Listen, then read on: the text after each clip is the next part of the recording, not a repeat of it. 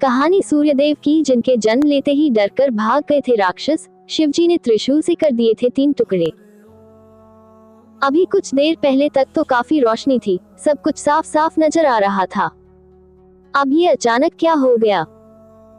धीरे धीरे ये उजाला कम होता गया और फिर अब तो अंधेरा इतना है कि हाथ को हाथ नहीं सूझता। ऐसा क्यों हुआ? ये भी कोई एक दिन की बात तो नहीं। कल भी ऐसा हुआ था, परसों भी और उससे पहले भी। क्या अब आने वाले कल भी ऐसा ही होने वाला है? पहले रोशनी और फिर धीरे धीरे अंधकार। सूर्य की किरणों से प्रकाशित है ऋग्वेद। संभव है कि ये कुछ वही सवाल रहे होंगे जो वैदिक लोगों ने हर रोज रात और दिन होते देखने के बाद महसूस किए होंगे और फिर एक दूसरे की भी जिज्ञासाओं और अनुभवों को सुनकर कोई निष्कर्ष निकाला होगा। इस निष्कर्ष में इस बात का जवाब सामने आया होगा कि दिन के उजाले की वजह आसमान में सोने की तरह चमकता, आग जैसा दहकता एक सुनहरा पिंड है। ये गोलाकार पिंड आसमान में दिखना शुरू होता है, लिहाजा रोशनी फैलती जाती है और फिर जैसे ही ये पिंड आसमान में ही छिपना शुरू होता है, इसके पीछे पीछे अंधकार फैलता चला आता है। ऋग्वेद के दशम मंडल में ही हिरण्यगर्भ सूत्र लिखा गया है। सूक्त ऋग्वेद -10:1-2-1-1। क्या है हिरण्यगर्भ सूत्र? ये सूत्र श्लोक ब्रह्मांड के उत्पन्न होने की कहानी कहता है। वेदों में यही पहली बार हिरण्यगर्भ शब्द का इस्तेमाल हुआ है, जिसका अर्थ है ब्रह्मांड रूपी अंडा। ये श्लोक कहता है कि जब कहीं पर कुछ भी नहीं था तो जीवन एक अंडे नुमा पिंड के भीतर था। ये श्लोक बिग बैंग जैसी थ्योरी का भी संकेत देता है। इसी पिंड में विस्फोट से ब्रह्मांड के सभी तत्व बने। धरती, जल, अग्नि, आकाश और वायु के ही साथ साथ चंद्रमा और सूर्य। सूर्य वैदिक काल का पहला देवता। सूर्य, जो अकेला ही धरती के लिए प्रकाश, गर्मी और एनर्जी का सोर्स है और वैदिक काल के लोगों द्वारा पहचाना गया सबसे पहला देवता भी है। सुनहरे, उजले और आग की तरह दहकते हुए रंग के कारण ही सूर्य को अपना सबसे पहला नाम हिरण्यगर्भ मिला है। हिरण्य शब्द का अर्थ सुनहरा होता है। ऋग्वेद के हिरण्यगर्भ सूत्र के पहले श्लोक में सूर्य को धरती और आकाश को धारण करने वाला बताया गया है और इसी रूप में उसकी उपासना करने के लिए भी कहा गया है। कैसे हुआ सूर्य का जन्म? ये तो हुई सूर्य की उपासना की बात, लेकिन सूर्य का जन्म कैसे हुआ? इस सवाल का जवाब विष्णु पुराण के लिखे हुए एक घटनाक्रम से मिलता है। विष्णु पुराण की कथा कहती है कि जब कहीं कुछ था ही नहीं, तब उस विराट पुरुष, पुराणों में भगवान विष्णु को पहले विराट पुरुष कहा गया है, कि इच्छा से दूध जैसा सफेद एक सागर बना। उस क्षीर सागर में पीपल का पत्ता बना और इसी पत्ते पर एक शिशु लेटा हुआ दिखा। ये शिशु अपनी ही इच्छा से विकसित होता गया और पूर्ण पुरुष बन गया। उसके 4 हाथ थे और सिर पर नागों की छाया थी। उस विराट पुरुष ने आंखें खोली तो नेत्रों से निकला प्रकाश सूर्य बन गया। मन से बना चंद्रमा। कानों से ध्वनि और उसकी सांस लेने की इच्छा के कारण ही ब्रह्मांड प्राण वायु से भर गया। यजुर्वेद में इस पूरी प्रक्रिया का वर्णन इस श्लोक में हुआ है। उस विराट पुरुष के मन से चंद्रमा, चक्षु आंखों से सूर्य, श्रोत्र से वायु तथा प्राण और हृदय से यह संपूर्ण जगत उत्पन्न हुआ। क्यों कहे जाते हैं सूर्य नारायण? भगवान विष्णु की आंखों से उत्पन्न होने के कारण ही सूर्यदेव उनके ही नाम नारायण से जाने जाते हैं, इसीलिए संसार में उन्हें सूर्य नारायण कहा जाता है। ये भी कहते हैं कि सूर्य को नमस्कार करना, उसकी पूजा करना असल में भगवान विष्णु की ही पूजा उपासना है। आकाश से गिरा हुआ जल जिस तरह सागर में ही जाता है, सभी देवताओं को किया गया नमस्कार केशव यानी नारायण को ही पहुंचता है। इसके अलावा ब्रह्म पुराण भी सूर्य के शक्तिशाली प्रभाव और उनके ऐश्वर्य को स्वीकार करता है। ब्रह्म पुराण कहता है, यही वजह है कि देवताओं में सूर्य को सबसे श्रेष्ठ और नारायण की तरह ही सम्मानित बताया जाता है। हालांकि देवताओं के राजा इंद्र हैं। पुराण कहानियां कहती हैं कि इस पद अलग अलग समय पर अलग अलग इंद्र रहे हैं। सूर्य को उन देवताओं में शामिल बताया जाता है जो कि इंद्र की सभा में बैठते हैं। इसके बावजूद कई कहानियां ऐसी हैं कि जिनमें सूर्य की जगह देवताओं में सबसे अलग और ऊंची रही है। सूर्य के जन्म की एक और कथा। इन सभी कहानियों में एक कहानी तो सूर्य के जन्म की ही है, जिसमें सूर्य को सभी देवताओं के रक्षक के रूप में बताया गया है। कहानी के मुताबिक एक बार देवों की लड़ाई दैत्यों के साथ हो गई। दैत्य जीत गए और देवताओं को भागना पड़ा। तब सभी देवता अपनी मां अदिति के पास गए। अदिति ने उनकी परेशानी सुनी तो वह सूर्य की उपासना करने लगी। सूर्यदेव प्रकट हुए तब अदिति ने उनसे पुत्र रूप में जन्म लेने का वरदान मांगा। सूर्य ने उन्हें अपनी मां बनने का वरदान दे दिया। अदिति के बेटे के रूप में जन्म लेने के कारण सूर्य का एक नाम आदित्य भी है। आदित्यों में सबसे बड़े सूर्य। अदिति के इंद्र समेत 12 बेटे हैं। इन सभी को आदित्य कहा जाता है, लेकिन कई जगहों पर सूर्य को इन आदित्यों में सबसे बड़ा भाई गिना जाता है। हालांकि फिर भी देवताओं का राजा इंद्र है, सूर्य नहीं, लेकिन सूर्य को उनके त्याग, तप, लगातार जलते और तपते रहने की उनकी विशेषता के कारण उन्हें ईश्वर के बराबर का दर्जा मिला है। सूर्य के जन्म की इस कथा का वर्णन ब्रह्मांड पुराण में मिलता है, जिसमें ब्रह्मांड के बनने की व्याख्या की गई है। मार्तंड कैसे पड़ा सूर्य का नाम? इसी पुराण में सूर्य का एक नाम मार्तंड भी लिया गया है। मार्तंड को आप मातृंड कह सकते हैं। असल में जब अदिति ने सूर्य उपासना करके उन्हें गर्भ में धारण कर लिया तो वह हर दिन सूर्य देव की उपासना में कठिन व्रत करने लगी। एक दिन उनके पति कश्यप ऋषि ने उन्हें समझाते हुए कहा कि इतने कठिन व्रत अनुष्ठान गर्भस्थ शिशु के लिए ठीक नहीं है। ऐसे में अदिति ने अन्न रूप में गर्भ में पल रहे शिशु को युगबल से बाहर निकाला। वह एक दहकते सुनहले आग के पिंड के रूप में जन्मे और जब वह जन्मे तो संसार रोशनी से भर गया। इस तेज पिंड से डरकर दैत्य भाग खड़े हुए और स्वर्ग पर देवताओं का अधिकार फिर से हो गया। सूर्य अपने इसी अंडज रूप में आकाश में स्थापित हो गए, जिसका दर्शन हमें हर रोज होता है। कालचक्र का प्रतीक है सूर्य का रथ। इसी तेज पुंज से निकला मानव रूपी इंद्र की सभा में सूर्यदेव के रूप में शामिल है, जो कि अलग अलग कहानियों, अलग अलग किरदारों के रूप में सामने आते हैं। ये 7 घोड़े वाले रथ पर सवार हैं। काल यानी समय निर्धारण के प्रतीक हैं।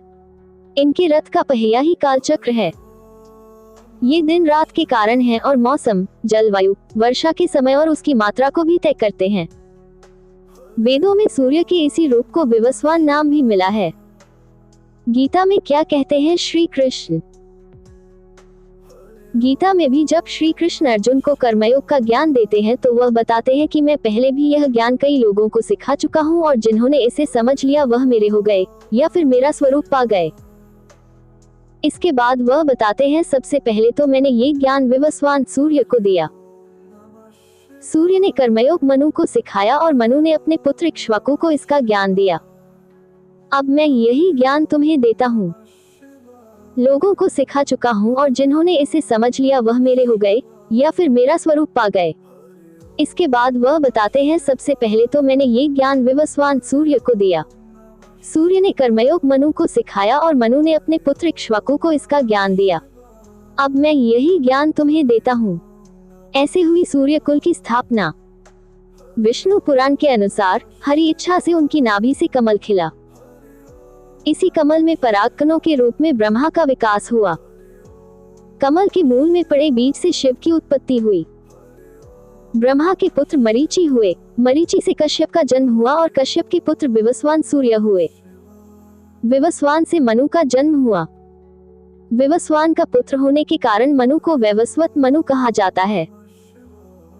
मनु से इक्ष्वाकु जन्मे और इस तरह कुलों में सबसे कुलीन सूर्य कुल या सूर्यवंश की स्थापना हुई। क्या सूर्य के पुत्र वैवस्वत मनु अलग हैं? यहाँ एक कंफ्यूजन ये हो सकता है कि मनु का जन्म तो ब्रह्मा जी के अंश से हुआ है और उनकी पत्नी शत्रुपा है, तो फिर सूर्य के पुत्र मनु कैसे हुए हैं? असल में समय की गणना सिर्फ वर्षों और शताब्दियों और युगों तक सीमित नहीं है, बल्कि इनका फैलाव कल्प और मनवंतर तक हुआ है। हर मनवंतर के अलग अलग मनु हुए हैं और ऐसा हो सकता है कि सबके समय समय में पुराण कथाएं भी अलग अलग रही हैं। इसकी बानगी रामचरितमानस में भी मिलती हैं, जब शिवजी की पत्नी सती त्रेतायुग में जाकर श्री राम की परीक्षा लेती हैं, जबकि रामजन्म तब हुआ ही नहीं था। इससे नाराज शिव सती का त्याग कर देते हैं और सती अपने पिता दक्ष के यज्ञ में खुद को भस्म कर लेती हैं। बाद में इन्हीं सती का जन्म पार्वती के रूप में होता है, जो शिवजी से विवाह करती हैं और खुद कई मौकों पर रामकथा का हिस्सा भी बनती हैं। इसलिए ब्रह्मा के पुत्र मनु और सूर्य के पुत्र मनु को अलग अलग समझा जा सकता है।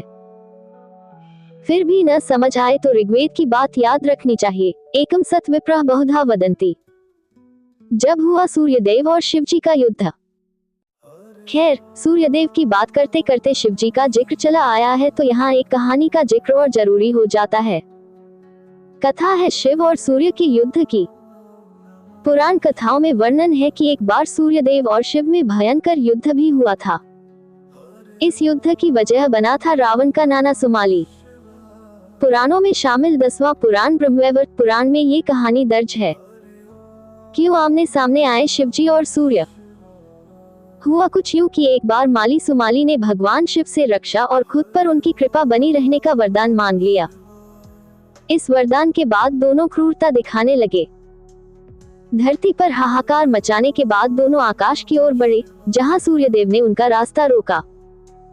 इस पर दोनों सूर्य से ही युद्ध करने लगे। सूर्य के अमोघ अस्त्रों के आगे उनकी एक नहीं चली तो उन्होंने वरदान के तहत महादेव को पुकारा। वरदान में बंधे शिव को आना पड़ा। इस तरह सूर्य और शिव आमने सामने हो गए। शिव ने किया सूर्य पर प्रहार। शिव को रोकना असंभव था और अगर न रोका जाता तो माली सुमाली आकाश की ओर बढ़ सकते थे। इसलिए सूर्यदेव को भगवान शिव से युद्ध का निर्णय लेना पड़ा। माली सुमाली पर हुए सूर्य के प्रहार को रोकने के लिए शिव ने उन पर त्रिशूल चला दिया। इससे सूर्य चेतनाहीन हो गए और उनके 3 टुकड़े हो गए। पहला टुकड़ा जहां गिरा वहां आज कोणार्क सूर्य मंदिर है। यह मंदिर उड़ीसा में है। दूसरा टुकड़ा जहां गिरा वहां आज देवार्क सूर्य मंदिर है। यह मंदिर बिहार में मौजूद है। तीसरा टुकड़ा जहां गिरा वहां आज लोलाक सूर्य मंदिर है। यह मंदिर यूपी में काशी के पास है। सूर्य के पिता ऋषि कश्यप ने दिया शिवजी को श्राप। सूर्य के चेतनाहीन होने से उनके पिता कश्यप क्रोधित हो गए और उन्होंने महादेव शिव को श्राप दिया कि जिस तरह आपने मेरे पुत्र पर त्रिशूल प्रहार किया है, ठीक इसी तरह एक दिन आपको अपने पुत्र पर त्रिशूल चलाना होगा। इसी श्राप के कारण भगवान शिव को बालगणेश का मस्तक काटना पड़ा था। रामायण महाभारत में सूर्य पूजा। सूर्य देव की पूजा के स्पष्ट प्रावधान भी रामायण और महाभारत में भी मिलते हैं। रामायण में जहां श्री राम का कुल ही सूर्यवंश है तो वहीं महाभारत में सूर्य खुद एक किरदार निभाते नजर आते हैं। कर्ण हर रोज गंगा स्नान के बाद सूर्यदेव को जल चढ़ाता था। वह कमर तक पानी में खड़े रहकर उनकी उपासना के मंत्र पढ़ता था। कुंती, द्रौपदी, पितामह भीष्म, यहाँ तक खुद कृष्ण भी सूर्य पूजा करते दिखते हैं। कृष्ण के पुत्र साम से जुड़ी सूर्य की कहानी। सूर्य पूजा और उनकी लंबी तपस्या की एक कहानी तो कृष्ण पुत्र साम से जुड़ी है। श्री कृष्ण और जाम्बवंती का बेटा साम दिखने में बिल्कुल कृष्ण के ही जैसा था। अपनी इसी छवि का फायदा उठाते हुए वह कई लड़कियों को अपने झूठे प्रेम जाल में फंसा लेता था। एक दिन कृष्ण को जब ये पता चला तो उन्होंने साम को समझाने की कोशिश की। साम नहीं माना तो गुस्साए कृष्ण ने उसे कोढ़ी होने का श्राप दे दिया। बिहार में है साम का बनाया सूर्य मंदिर। श्राप मिलने के बाद साम ने माफी मांगी, तब कृष्ण ने उसे सूर्य की तपस्या की राह दिखाई। उन्होंने कहा कि सूर्य ही जगत का आधार है और सभी प्राणियों की चेतना भी वही है। रोग और व्याधि की औषधि भी वही है। इसलिए सूर्यदेव को प्रसन्न करो। साम ने पूरे भारत में भ्रमण करते हुए सूर्यदेव की तपस्या की और उनके मंदिर भी बनवाए। बिहार के उलार ओलाक में भी साम का स्थापित एक सूर्य मंदिर आज भी है। देश के कई प्रदेशों में है सूर्य मंदिर। गुजरात के मोढेरा में भी प्रसिद्ध सूर्य मंदिर है, जो प्राचीनता की गवाही देता है। कश्मीर का मार्तंड सूर्य मंदिर काफी चर्चित रहा है, जो कि अब एक ध्वस्त संरचना है। इसके अलावा देश के कई इलाकों में सूर्य मंदिर हैं, जिनमें कोणार्क सूर्य मंदिर, कटारमल सूर्य मंदिर, रंगपुर सूर्य मंदिर, सूर्यपहर मंदिर, सूर्य मंदिर प्रतापगढ़, दक्षिणार्क सूर्य मंदिर, देव सूर्य मंदिर, औंगारी सूर्य मंदिर, बेलाक सूर्य मंदिर हंडिया सूर्य मंदिर, गया सूर्य मंदिर, महोबा, रहली का सूर्य मंदिर झालावाड़, सूर्य मंदिर रांची। योग शास्त्र में सूर्यदेव योग शास्त्र में भी सूर्यदेव प्रमुख स्थान रखते हैं। उनके नाम पर सबसे प्राचीन योग पद्धति सूर्य नमस्कार है, जो मंत्र आधारित है। सूर्य के 13 पर्याय नामों से बने ये 13 मंत्र अपनी 13 क्रियाएं के साथ पेट, पीठ, पैर, घुटने, जांघ, एड़ी, भुजाएं, गर्दन, सिर और सीना के साथ सभी जोड़ के लिए लाभदायक हैं। ओम मित्राय नम, ओम रवये नम, ओम सूर्याय नम, ओम भान्वे नम, ओम खगाय नम, ओम पूष्णे नम, ओम हिरण्यगर्भाय नम, ओम मरीच्ये नम, ओम आदित्याय नम, ओम सवित्रे नम, ओम अर्काय नम, ओम भास्कराय नम, ओम श्री सवित्रे सूर्यनारायणाय नमः। कुल मिलाकर ये है कि सूर्य वाकई ही इस संसार की आत्मा है। भारतीय जनमानस के लिए वह सिर्फ विटामिन डी का सोर्स नहीं है, बल्कि सकारात्मकता का पर्याय है, त्याग की भावना का उदाहरण है, खुद जलकर समस्त संसार को प्रकाशित करने का संकल्प है, आप दीपो भव की प्रेरणा है। इसीलिए सूर्य वैदिक युग से लेकर आज तक प्रतिष्ठित है और भारतीय जनमानस को प्रेरित करता है कि हम थोड़ा ही सही, लेकिन सूर्य जैसा